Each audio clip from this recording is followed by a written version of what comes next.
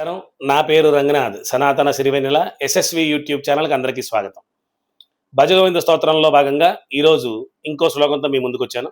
ఆ శ్లోకాన్ని ఒకసారి చెప్తాను, క్షుణ్ణంగా వినే ప్రయత్నం చేయండి. ఇది అవసరం.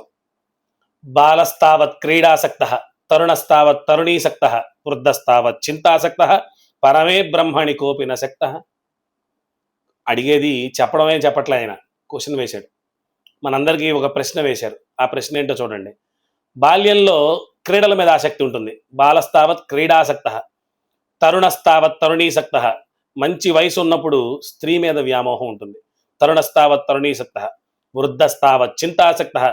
వృద్ధాప్యం వచ్చేసిన తర్వాత ఇప్పటిదాకా సంపాదించిన సంపాదన, మనకు పుట్టినటువంటి పిల్లలు, ఆ పిల్లలకు వచ్చినటువంటి ఇంకో పిల్లలు అంటే మన మనవాళ్ళు, వాళ్ళు ఎలా ఉంటారో, వాళ్ళ జీవితాలు ఎలా ఉంటాయో అని బాధ ఉంటుంది, చింత.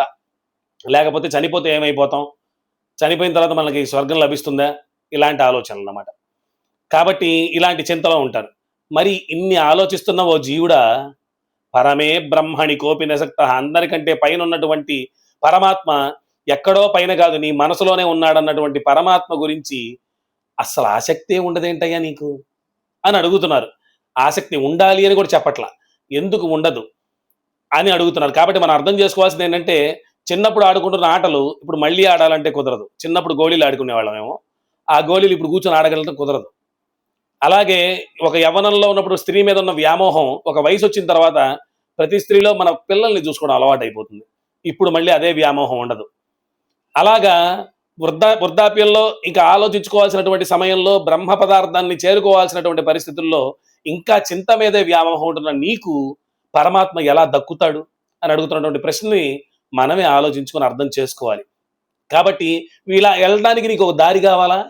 ఆ దారి ఎక్కడో ఉందనుకుంటున్నావా? ఇందులోనే ఉంది. ఏంటా దారి?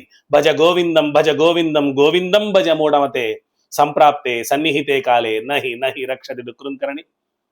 ఇంతటి జీవిత సత్యాన్ని ఒక శ్లోక రూపంలో చెప్పి ఉద్ధరిస్తున్నటువంటి శంకరాచార్యులు వారి పాదపద్మాలకు సాంజలిబంధకంగా నమస్కారం చేసుకుంటూ మరొక వీడియోతో మళ్ళీ కలుసుకుందాం. నమస్కారం.